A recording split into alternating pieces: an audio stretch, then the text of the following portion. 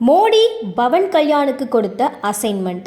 தமிழகத்தில் ஆட்சியில் உள்ள திராவிட முன்னேற்றக் கழகம் அண்ணா ஈவேராவின் கருத்துக்கள் மற்றும் கொள்கைகளை கொண்டுள்ளதாக கூறிக்கொள்கிறது. அதோடு சமூக நீதியும் கடைபிடிப்பதாக கூறுகிற திராவிட முன்னேற்றக் கழகம் தொடர்ச்சியாக கடவுள் மறுப்பு மற்றும் இந்து விரோத கருத்துக்களுக்கு ஆதரவான நிலையை எடுத்து வருகிறது.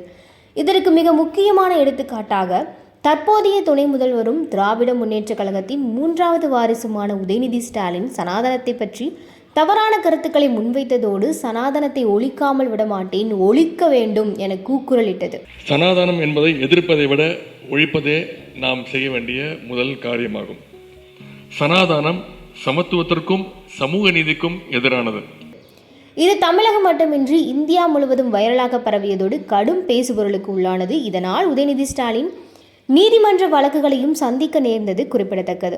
இவர் பேசிய பேச்சு போதாதென்று அதே திராவிட முன்னேற்றக் கழகத்தில் உள்ள மூத்த அமைச்சர்கள் மற்றும் நிர்வாகிகள் உதயநிதி ஸ்டாலினுக்கு துணை போவதாக நினைத்து கொண்டு இந்த விரோத பேச்சுக்களையும் கடவுள் மறுப்பு மற்றும் புராண கதைகள் குறித்து தவறான விமர்சனங்களையும் பொதுவெளியில் கூறி வர அதுவும் மக்கள் மத்தியில் கடும் எதிர்ப்புகளை பெற்றது.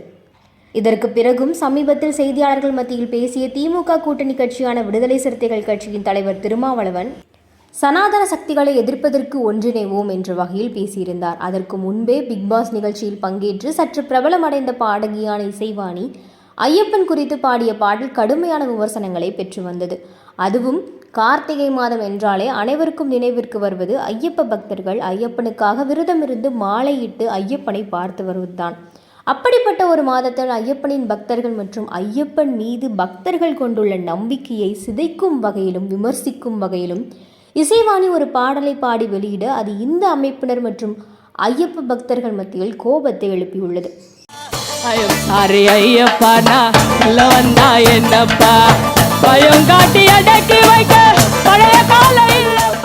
முன்னதாக இந்த அமைப்பினர் மட்டுமின்றி தமிழகத்தில் எதிர்க்கட்சிகளாக இருக்கக்கூடிய கட்சிகளும் இசைவாணியை கைது செய்ய வேண்டும் என்ற புகாரை தொடர்ச்சியாக கொடுத்து வருகிற நிலையில் இசைவாணியை பிடிப்பதற்கான எந்த முயற்சியும் காவல்துறை தரப்பில் எடுக்கப்பட்டதாக செய்திகள் வெளியாகவில்லை.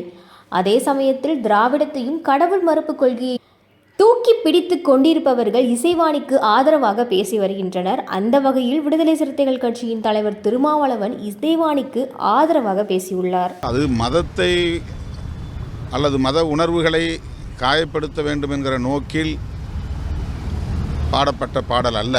இப்படி தொடர்ச்சியாக தென்னிந்தியாவில் குறிப்பாக தமிழகத்தில் கடவுள் மறுப்பு மற்றும் இந்து விரோத பேச்சுக்கள் மற்றும் எதிர்ப்புகள் அதிகமாகி வருகிற நிலையில் பிரதமர் நரேந்திர மோடி ஆந்திராவின் துணை முதலமைச்சரான பவன் கல்யாணுக்கு முக்கிய அசைன்மெண்ட் ஒன்றை கொடுத்திருக்கிறார். அதாவது பவன் கல்யாண் சனாதன தர்மத்தை பாதுகாக்க இயக்கம் ஒன்றை உருவாக்க உள்ளதாகவும் இந்து மத விரோத பேச்சுகள் கடவுள் மறுப்பு பேச்சுகள் எந்த வடிவில் வெளியானாலும் அதற்கான குரலை இவர் முன்னெடுக்க முடிவெடுத்திருப்பதாகவும் கூறப்படுகிறது. அந்த வகையிலே சமீபத்தில் வங்கதேசத்தில் இந்து மக்களுக்கு நடந்து வருகின்ற அநியாயத்திற்கு குரல் கொடுத்திருந்தார். அந்த வகையில் பிரதமர் நரேந்திர மோடி பவன் கல்யாணிடம் இதுபோன்று தென்னிந்தியா முழுவதும் உங்கள் குரல் ஒலிக்க வேண்டும் என கேட்டுக்கொண்டதாகவும் இதனால் பவன் கல்யாண் தென்னிந்தியாவில் குறிப்பாக தமிழகத்திலும் இந்த இயக்கத்தை ஆரம்பித்து சனாதன தர்மத்திற்காக தனது அரசியலை முன்னெடுக்க உள்ளதாகவும் கூறப்படுகிறது.